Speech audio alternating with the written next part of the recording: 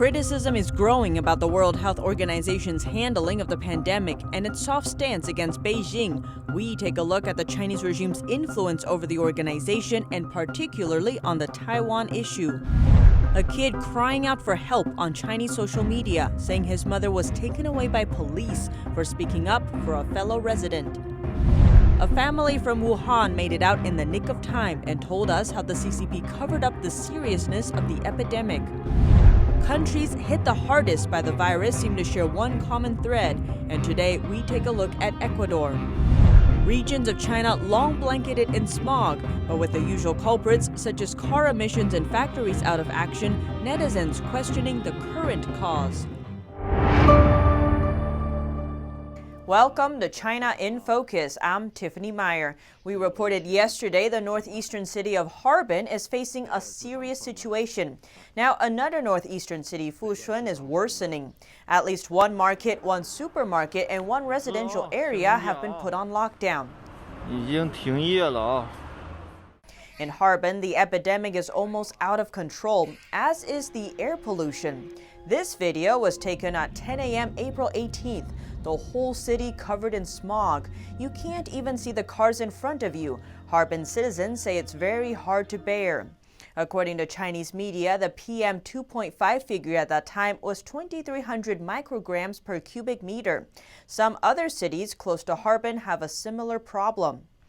The air is considered very unhealthy if the figure is higher than 200, and anyone with heart or lung disease, older adults, and children should avoid all physical activity outdoors. Everyone else should avoid prolonged or heavy exertion. The situation in Harbin is 10 times as bad. Smog has been a common problem in China for years. Authorities say the main contributor is car emissions. Second is burning coal. Third is factories, and fourth, the dust from construction sites and streets. During the outbreak, there are very few cars on the street and many factories are still closed. So state media are blaming burning straw. But not everyone's convinced. One netizen says the problem can't be explained by farmers burning straw and car emissions. And early trials of an experimental antiviral drug are looking promising. California-based company Gilead Science have found remdesivir could be effective against the coronavirus and have begun human trials. Of the 53 patients that were tested, nearly 70% showed signs of improvement 18 days after the first dose. Nearly half of the patients were discharged from the hospital. And another hospital in Chicago also saw positive results. According to Stat News, remdesivir was given to 125 hospitalized virus patients. Within days of treatment, most of the patients were discharged. Remdesivir is not yet licensed or approved, but result tests like these are encouraging. And Spanish doctors say foot sores may be a new symptom of the virus. They say the lesions are similar to those seen with chickenpox. They mostly appear in children and teenagers, although some adults also get them. According to the doctor's statement, numerous cases are being observed in different countries: Italy, France, Spain. It is a curious finding. In a recent post circulating on Chinese social media, a child said his mother was taken away by police. He said a man was arrested because he sold vegetables at a flat rate, and his mom was just defending him. The boy added he hoped his community could help him raise money for a lawyer to defend his mom. In the chat, he wrote that his mom is the only one who takes care of him. Now he can't concentrate when he studies, and he can't sleep. He says he hopes they can help his mom. Residents in Hubei province were mostly forbidden from leaving their homes during lockdown. The community's management could get groceries for their area and sell it to the residents. However, many residents complain that the management sold the groceries at a high price. The child wrote when a man who was selling vegetables for a flat rate was arrested, his mother and other residents objected. On March 26, she was taken away for investigation and has since never returned. On April 9th, she was officially detained. A detention notice from the police bureau said it was because she was causing trouble. Another post, which netizens said is from the same community, blames the regime's officials for detaining innocent people trying to speak up for fellow residents, while doing nothing about those who try to profit off innocent people, adding, "Do not let them be slaughtered silently. Don't ignore it when your neighbors suffer. We must find a way to bring those good people back alive, no longer suffering in prison." As bodies are left on the streets and temporary morgues are built outside hospitals, Ecuador's virus deaths are pushing local funeral homes to the brink. With a shortage of wooden coffins, the government is forced to use cardboard ones. Ecuador is one of the hardest hit countries in South America.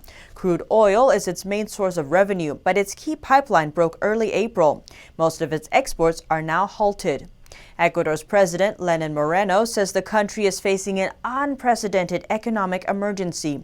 Those countries hit hardest by the virus appear to have one thing in common: close ties with the Chinese Communist Party. Italy, for example, is the worst hit country in Europe, with over 23,000 deaths. In 2019, it signed on to China's Belt and Road Initiative despite warnings from allies. It even has Chinese police officers patrolling its streets. Ecuador likewise has ties to the CCP. With help from Chinese loans and workers, Ecuador's largest energy project started taking shape in 2010. It's called the Coca-Cola Sinclair Dam. The New York Times reported the dam was to provide a third of Ecuador's electricity and lift the country out of poverty. Instead, the project was a disaster. The dam sits under an active volcano. Its machinery lined with cracks due to low-quality steel. When workers try to run it at full throttle, it's shorted the country's national grid. Now it only runs at half capacity. But Ecuador still has to pay China. It owes $19 billion for the dam and other infrastructure projects, and China wants it paid in oil, Ecuador's most valuable export. It now has the right to 80% of it, an incredible figure. And not only that, China gets the oil at a discount, reselling it for a profit. Critics call China's lending practices debt diplomacy. In recent years, Beijing poured billions of dollars into developing countries to help build their infrastructure. When countries can't repay the loans, Beijing then seizes control of their key assets. Ecuador owes China more money than it owes any other country. The political influence is obvious. Ecuador has waived visa requirements for Chinese tourists. In 2015, under pressure from China, a local cultural center canceled Shenyun a week before the performance. Shenyun is a classical Chinese dance show, which also depicts human rights abuses in China. China also financed and built the country's National Emergency Response System. It's a vast surveillance system with 4,500 cameras in 16 regional response centers. The surveillance system was largely built by Huawei and the Chinese state-controlled corporation. Chinese leader Xi Jinping visited the surveillance system's headquarters in 2016. He said he's glad to see Chinese companies achieving great things in Ecuador and hopes they can contribute more to the relationship between the two countries. The WHO is facing increasing pressure to answer criticism for the way it's handled the pandemic and the way it's treated China. Today, we take a look at the Chinese Communist regime's influence on the WHO.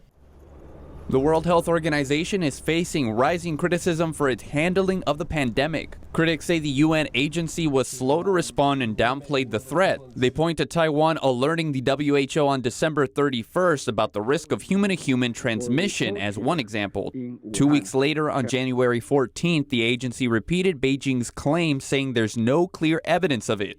Its director general was also slammed for praising the Chinese regime's response despite evidence of a cover-up, which we previously reported on. This is from Beijing's overseas mouthpiece. By taking decisive and strong measures, the Chinese government ensured to the highest possible extent the life, safety, and health of the Chinese people, and brought precious time for stemming the global spread of the virus. China has always been open, transparent, and responsible in all its efforts. And here's the WHO Director General. The speed with which China detected the outbreak, isolated the virus, sequenced the genome, and shared it with WHO and the world are very impressive and beyond words. So is China's commitment to transparency and to supporting other countries. The WHO didn't always toe the line of the Communist Party. In 2003, during the SARS outbreak, the then Director General publicly criticized the Chinese regime for not reporting the first cases quickly. The agency issued its first travel alert in over 50 years, telling people not to go to Guangdong province. But in recent years, the Chinese regime has sought to grow its influence in international bodies, especially in the UN, including the World Health Organization. In 2006, former health director of Hong Kong, Margaret Chan, became the WHO's Director General and the first Chinese to hold a top UN position. She had previously been criticized by Hong Kong lawmakers for not pressuring Beijing to share more information during the SARS outbreak. Following Chan's tenure lasting 10 years, Beijing helped Tedros Adhanom to the top post in the WHO's 2017 election. Appoints Dr. Tedros Adhanom Ghebreyesus as Director General of the World Health Organization. The Taiwan issue is the clearest example of Beijing's influence on the WHO. Just one day after he was elected, Tedros told Chinese state-run media that he will abide by the One China policy, meaning continue to bar Taiwan from the organization. Taiwan, officially known as the Republic of China, is a self-governing island off the coast of mainland China. It's home to nearly 24 million people. One of Taiwan's major opposition parties today was once the ruling party in mainland China. The Kuomintang retreated to the island in the 1940s when the Communist Party took over the mainland. Although it never ruled Taiwan, the Chinese Communist regime sees the island as its own and tries to block it from joining any international bodies unless on its terms. Before 1971, Taiwan was a member of the UN, but in that year, the UN recognized the communist regime as the only legitimate government of China. Taiwan was then kicked out of the UN and the WHO. Taiwan has been trying to join the WHO for over 2 decades, but Beijing has successfully blocked it, and because of that, Taiwan couldn't get access to information and medical resources that were shared within the organization in a timely manner. China is actively lobbying against Taiwan's inclusion in these summit meetings, part of its larger effort to squeeze Taiwan out of the international community. Next is a clip from the 2006 World Health Assembly at which Wu Yi, the Chinese vice premier at that time, objected to Taiwan's participation. This is an exchange between a Taiwanese reporter and a Chinese official after the meeting.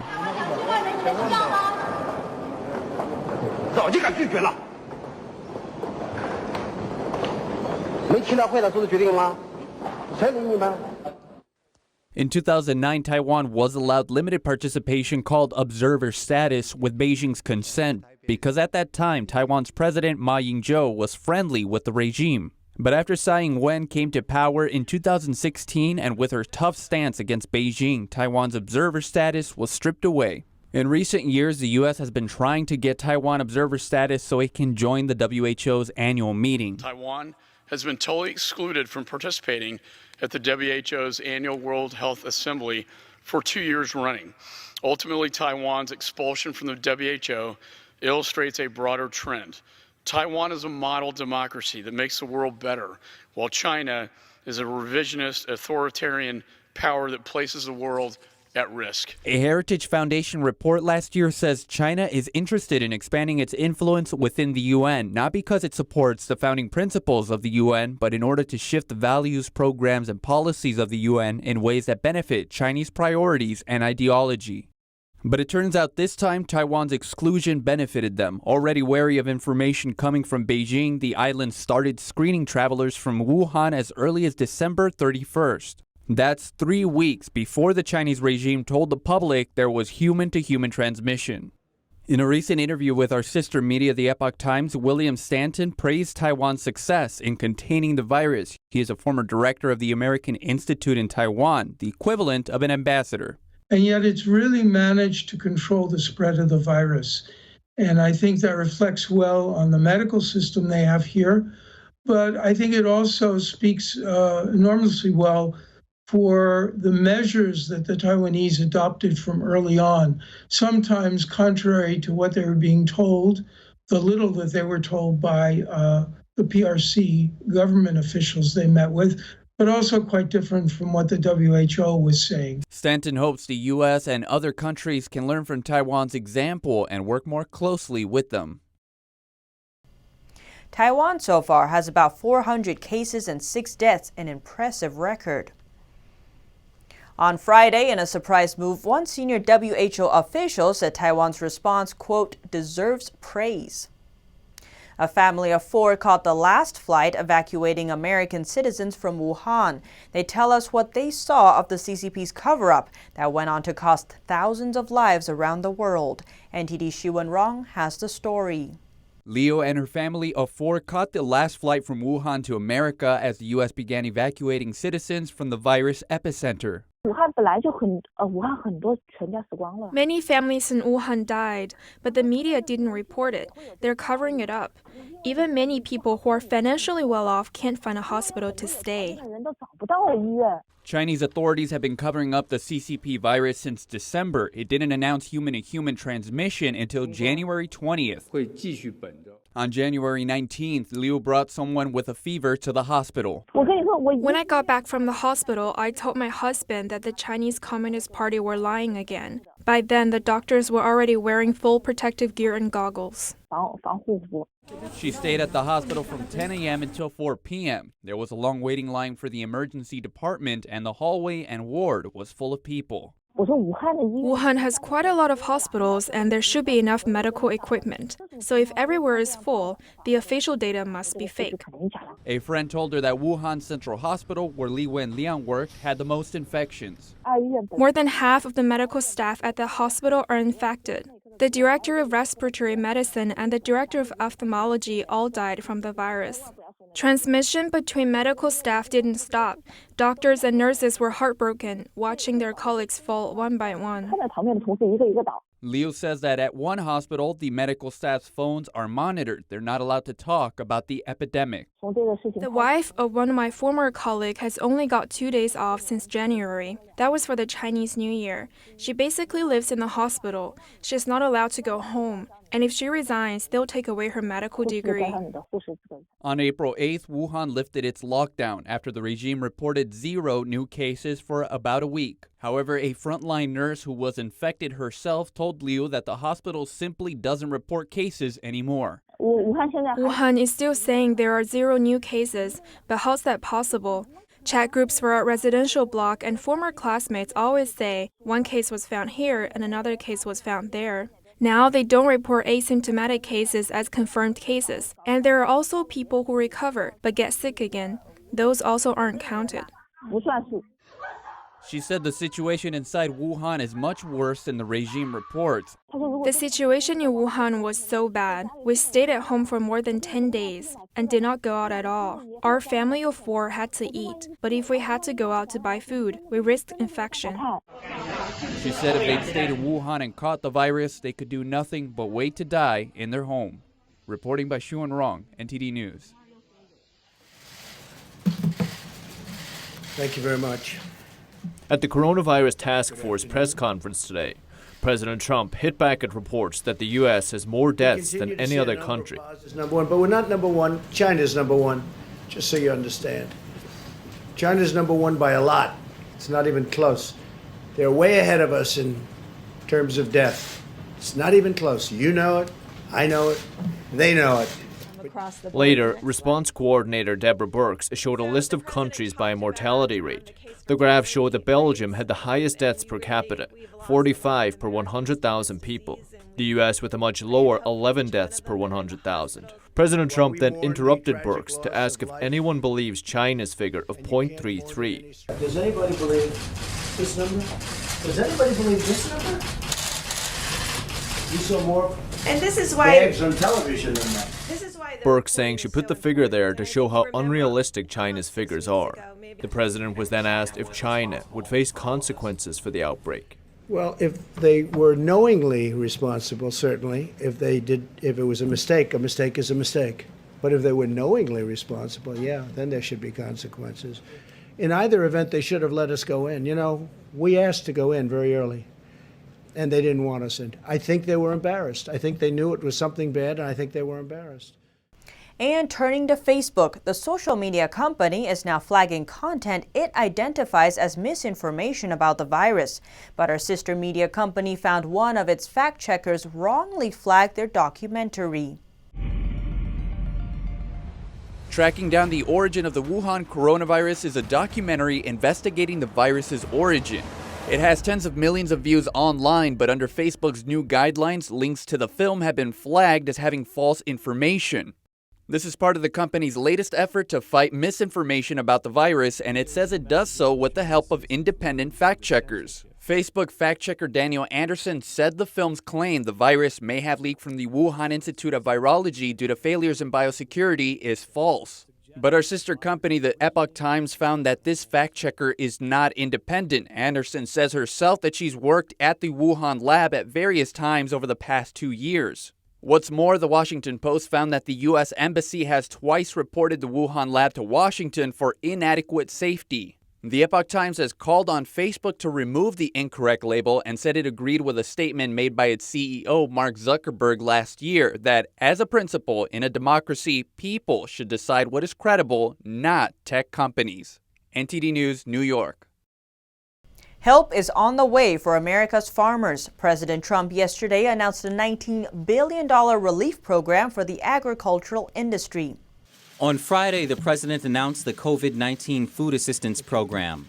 The Department of Agriculture will be implementing a $19 billion relief program for our great farmers and ranchers as they cope with the fallout of the global pandemic. The new program includes $16 billion in direct payments for farmers, ranchers, and producers. It also gives $3 billion to the U.S. Department of Agriculture so it can purchase fresh produce, dairy, and meat products from the farmers. The agency will then redistribute it to community food banks and other nonprofits and faith-based organizations.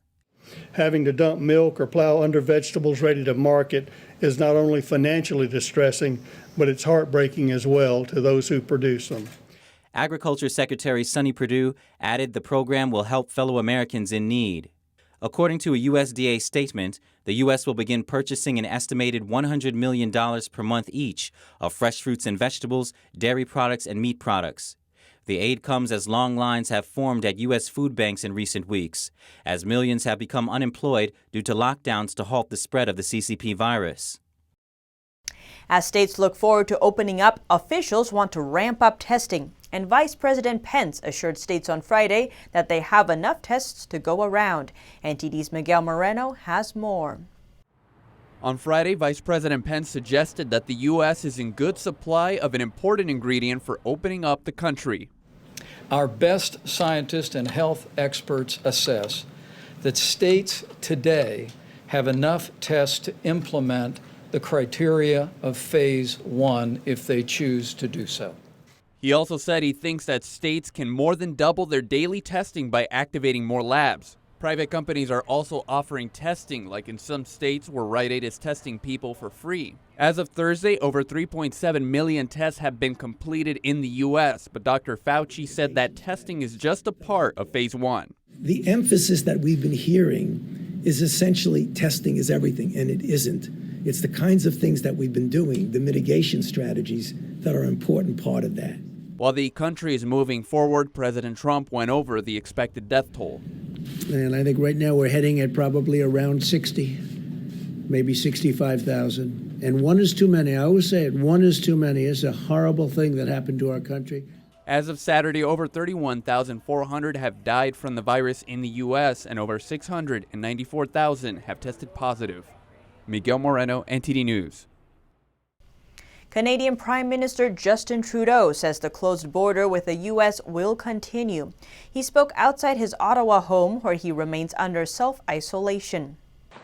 Good morning, everyone. I want to start today by confirming that Canada and the United States have agreed to extend by another 30 days the border measures that are currently in place.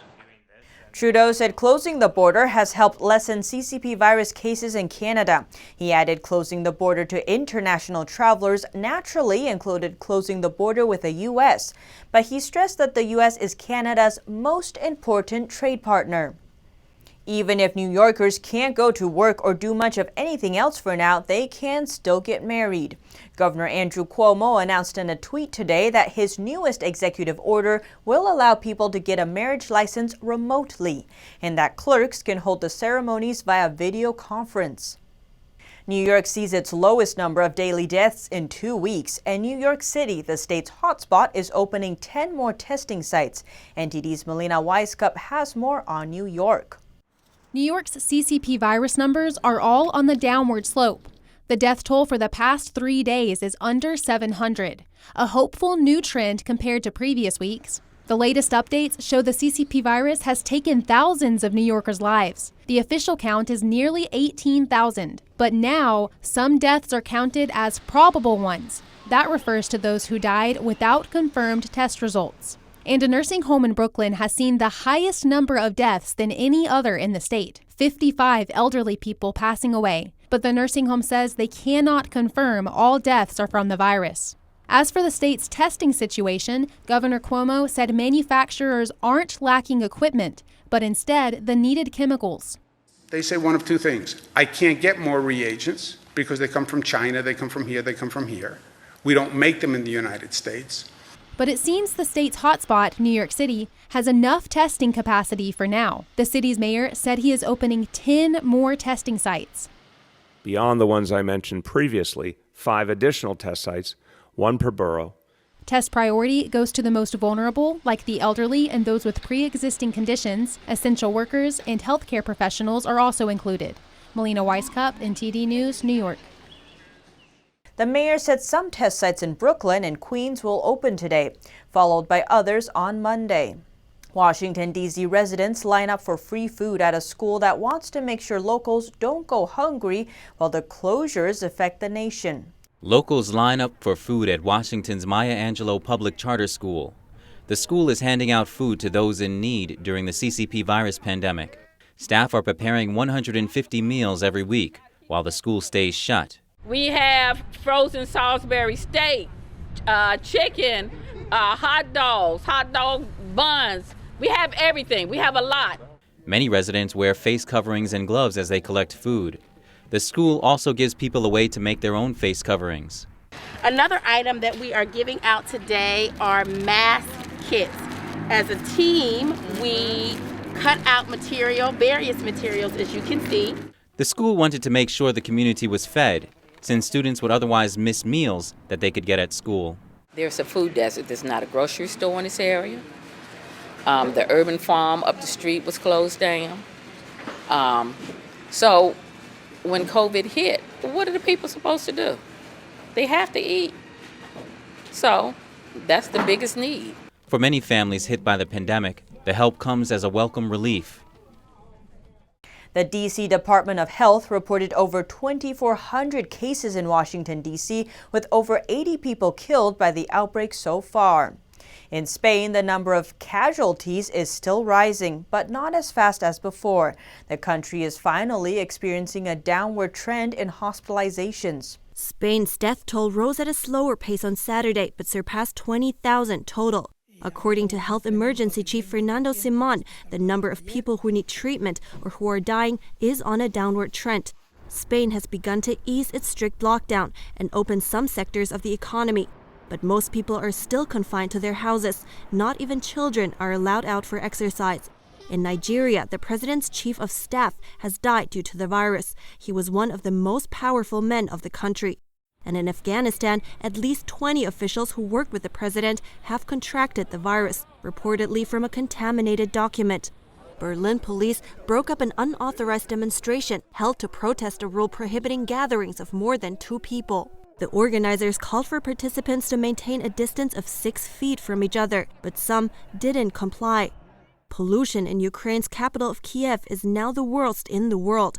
It's due to the forest fires around Chernobyl area where the infamous power plant once was. Chernobyl is around 70 miles from Kiev, but the toxic gas traveled to the capital. Here at China in Focus, we dedicate ourselves to bringing you truthful, unbiased information. Don't forget to subscribe for the latest updates and see you next time.